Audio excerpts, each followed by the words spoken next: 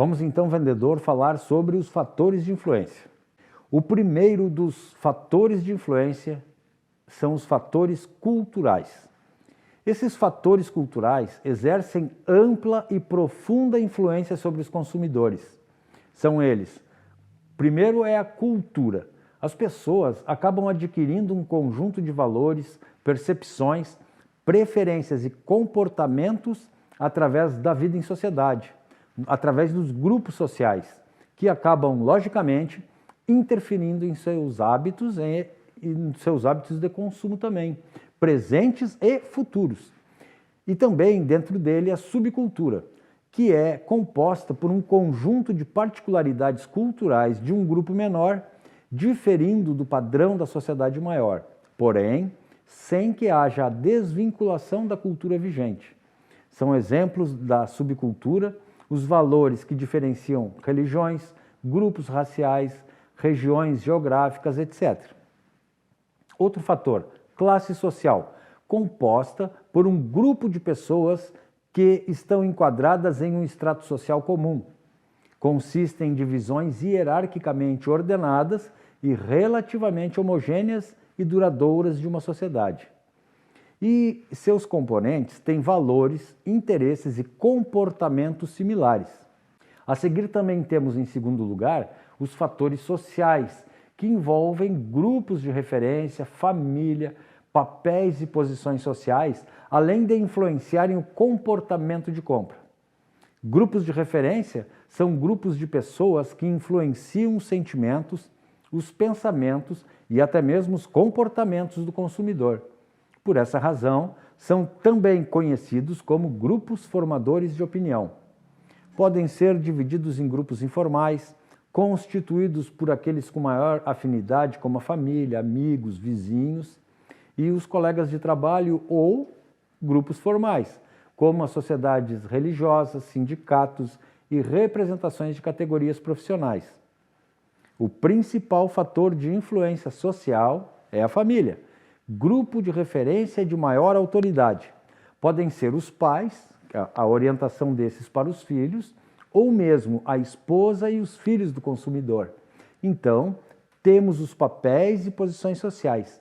As pessoas, ao longo da vida, participam de grupos e assumem papéis e posições sociais, e isso faz com que eles escolham produtos que representem seu papel e status na sociedade. Em terceiro lugar, nos fatores de influência, temos os fatores pessoais, que traduzem as características particulares das pessoas, ou seja, são momentos e vivências pelos quais um indivíduo passou ou está passando. Isso acaba interferindo nos seus hábitos e nas suas decisões de consumo.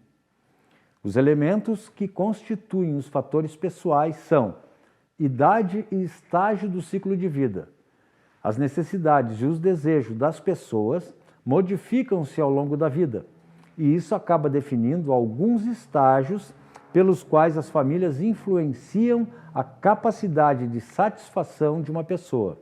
A ocupação consiste na profissão exercida pelo consumidor, o que influencia diretamente os padrões de consumo. Condição econômica, um fator importante, composta pelo patrimônio, poupança, renda disponível e condições de crédito que afetam diretamente as escolhas de compra do consumidor. Temos ainda o estilo de vida. O padrão de vida é expresso em atividades, interesses e opiniões que se associam a produtos e serviços específicos, levando o consumidor a comprar de acordo com o posicionamento da marca no mercado. E ainda nós temos a personalidade, pois cada pessoa tem uma personalidade distinta que influenciará seu comportamento de compra, e é um elemento importante que pode estabelecer correlações fortes entre certos tipos de personalidade e escolhas de consumo. Em quarto lugar, dentre os fatores de influência estão os fatores psicológicos.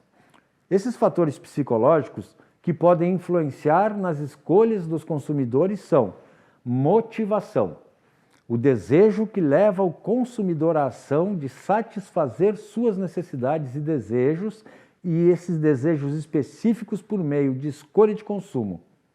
E a percepção, é o processo em que o indivíduo usa para selecionar, estruturar e decifrar as informações recebidas. A percepção depende não só de estímulos físicos, mas também da compreensão da relação desses estímulos com as necessidades vigentes naquele momento.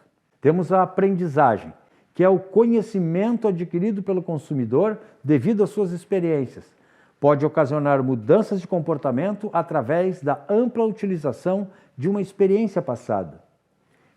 As crenças e atitudes, esse é um posicionamento psicológico negativo ou positivo do consumidor diante das escolhas de consumo. Cabe então ressaltar aqui da importância que tem para o profissional de vendas do século XXI a observação do cliente. Porque para entender isso na prática, é preciso observar e analisar atentamente o consumidor. As perguntas sobre o cliente que podem ajudar o profissional de vendas a compreendê-lo são: o que o cliente pensa e sente?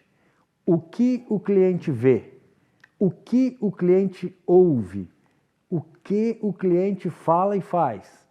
Quais são os medos e frustrações do cliente? Quais são os verdadeiros desejos e necessidades do cliente? Pense nessas perguntas, vendedor, e vamos seguir para a próxima aula.